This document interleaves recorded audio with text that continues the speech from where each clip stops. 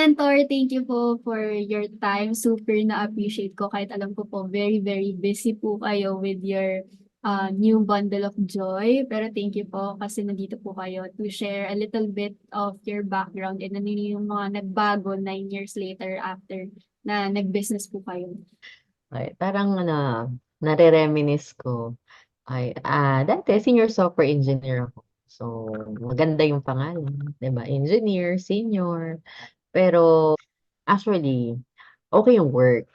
Okay, yung compensation okay siya. Okay, but the main problem sa akin personally kasi si AC, yung daughter ko, 3 years old, imaginein mo, hindi ako kilala. Every time lumalapit ako sa kanya, alam mo yun, parang ang aloof-aloof niya sa akin. Naiyak tuloy ako. Naalala. Alam mo na everytime na kukunin ko siya sa yaya niya, mas gusto niya sa yaya. Kasi ang pinaka-turning point ko nun, biruin mo nasa church kami, Nasa church kami. Kinukuha ko siya, tapos bigla siyang umiyak. Sobrang naiyak din ako. So, naiyak kaming dalawa dun. Sabi ko sa husband ko, "Grabe 'no, okey yung work, senior software engineer, may income, pero bakit gano'n?" Parang pinapasahod ko yung kasambahay na siya yung nagiging mommy, ako yung parang ako na lang yung yaya sa gigilid, hindi sumasama. So, yun yung masakit na part for me. Ay, sabi ko talaga kay Lord, I really wanted to have pray hard na I really wanted to have a source of income na puwede ko siyang makasama araw-araw. Sabi ko, paano kaya yun? Hindi puwedeng work, 'di ba? Hindi naman puwedeng 9 to 5, hindi puwedeng may company, may boss. So, hindi ko rin alam. Basta sabi ko, "Lord, I pray hard na bigyan mo naman ako ng opportunity na puwede kong makasama yung anak ko, pero still kumikita." Siyempre po maraming like you and me before na employed din, ganyan. Ako po kasi saglit lang so medyo hindi, yung kapit ko hindi pa ganun ka, kapit na kapit sa work eh. Pero sa mga matagal na po kasing working, siyempre nandun yung fear na what if iwanan nila yung trabaho nila, ganyan, tapos mag-business sila, and then, syempre may mga fear yun na baka hindi ako mag-earn or baka yung mga what ifs, ganyan, na typical naman sa mga matagal naging employed, lalo na po yung may mga sari-sarili ng family. So, nung sa inyo po, um, ano siguro yung mga factors na nagpa-overcome ng mga ganong what ifs, ng mga ganong fear? And then, ngayon po, na 9 years na po kayong nasa business and successful na po kayo, ano yung masasabi niyo pong parang greatest benefits na nabigay sa inyo? Well, nakakatakot naman talaga sa umpisa. Hindi naman ako magsasabi ng I'm very, very excited agad. Pero yung fear na sinasabi ko no'n is parang kasi you are sanay ka sa 15-30 na income. And I'm talking to a lot of business owners, okey? Ang goal talaga natin siyempre is to earn bigger. Yun nga lang ang hirap din minsan agad bitawan yung work. Pero ano yung naging ko, mga factor, 'di ba, kung bakit ako talaga nag-jump, from employment into entrepreneurship.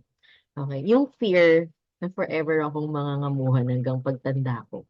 Kasi everytime nakikita ko yung mga actually yung relatives ko lang, So, hanggang 60 nagtatrabaho sila.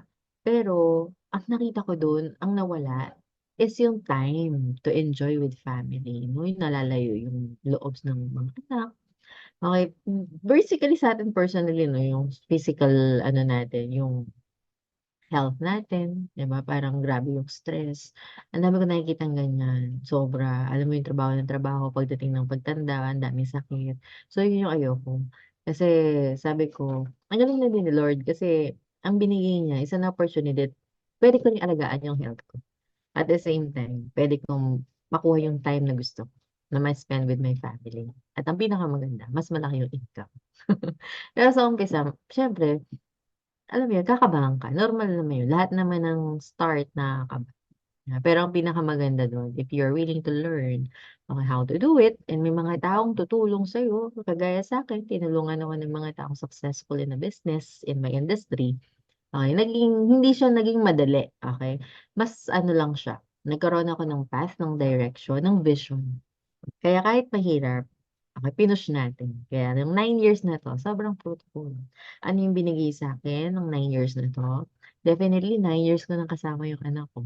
Gigising ako ng umaga, gising siya, naabutan ko na dati ang aga kong aalis 4 AM. Imaginin mo, 4 AM, gising na ako nun, 5 AM aalis na ako nun. Hahabulin ko yung bus. Okey, minsan naiiwanan pa ako ng bus. So, from ₱21 naging ₱300 yung pamasahe ko. Grabe, 'di ba? So, ta's pag-uwi ko 11, 12 AM na ng madaling araw, pinakamaagang 11 PM.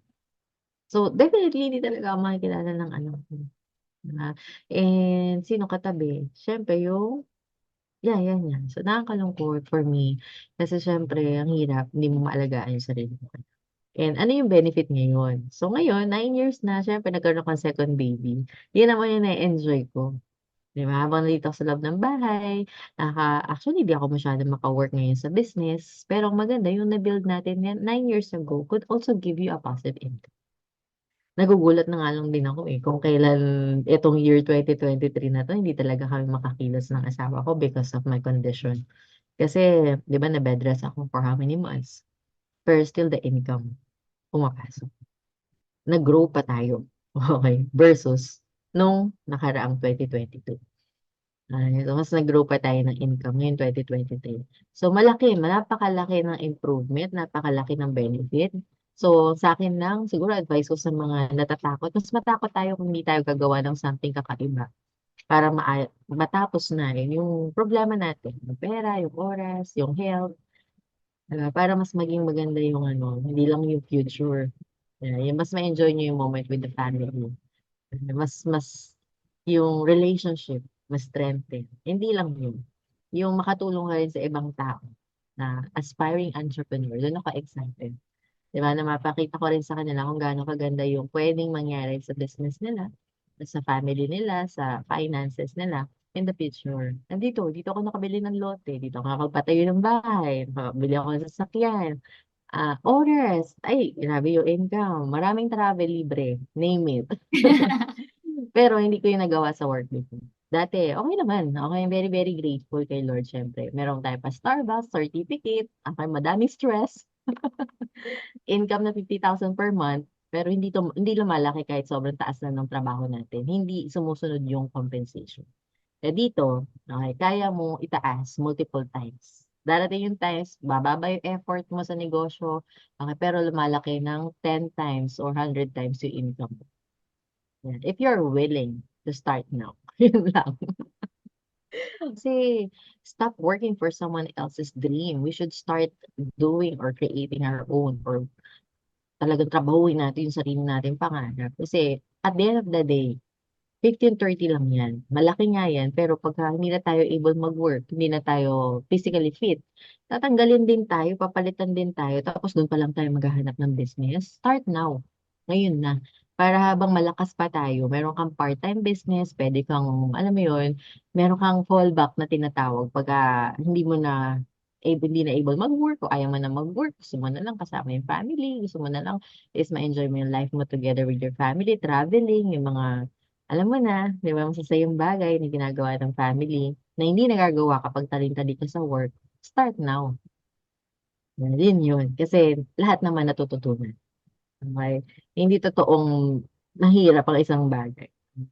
Kung willing tayong matutunan yan, ay sigurado kung makukuha natin yung result na gusto natin. So much po sa pagbigay po ng time. For sure marami din po kayong mai-inspire na mga nag-iisip na rin ng ibang gagawin pero siyempre marami pang ibang ino-overthink na siyempre 'no, lahat naman po gano'n. So, yun po.